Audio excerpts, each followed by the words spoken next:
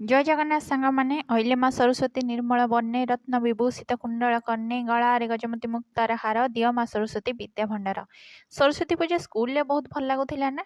ହଁ ଆଜ୍ଞା, ସେଇଥିପାଇଁ ମୁଁ ତ ପ୍ରଥମେ ସରସ୍ୱତୀ ପୂଜାର ଆରମ୍ଭ କରିଥିଲି ସ୍କୁଲକୁ ଯାଇଥିଲି, ପିଲାମାନଙ୍କ ଗହଣରେ ବସି ସରସ୍ୱତୀ ମାଙ୍କର ଆବାହନ କରିଥିଲି। ତାପରେ ଯାଇଥିଲି କଲେଜରେ ବହୁତ ସୁନ୍ଦର ମୂର୍ତ୍ତି ମାଙ୍କର ଆସିଥିଲା। ତା ସହିତ ପୂଜାର କାର୍ଯ୍ୟ ମଧ୍ୟ ଚାଲିଥିଲା। ସେଇଠି ପଣ୍ଡିତ ମନ୍ତ୍ର ପାଠ କରୁଥିଲେ ବ୍ରାହ୍ମଣ ମହୋଦୟ। ତା ସହିତ କର୍ତ୍ତା ବସିବା ସହିତ ଅନ୍ୟ ପିଲା ବି ମଧ୍ୟ ପୂଜାରେ ବସିଥିଲେ ଏବଂ ତଳେ ପୂଜା ଦେଖିବା ପାଇଁ ବହୁତ ସୁନ୍ଦର ଝୋଟିଟିଏ ହେଇଥିଲା। ତା ସହିତ ପିଲାମାନେ ମଧ୍ୟ ବସିଥିଲେ କ୍ୟାମେରା ଦେଖିକି ଏମାନେ ପୁରା ମାନେ ହାଇ କରିସାରିଛନ୍ତି ଆଉ।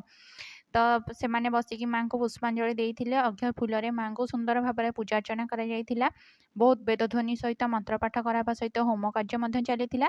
ସନ୍ଧ୍ୟାବେଳେ ପିଲାମାନେ ସାଂସ୍କୃତିକ କାର୍ଯ୍ୟକ୍ରମ ଅନୁଷ୍ଠାନ କରିଥିଲେ। ଯେହେତୁ ପୂଜା ଦିନ ପାଠ ପଢ଼ିବାକୁ ଇଚ୍ଛା ନଥାଏ, ତେଣୁ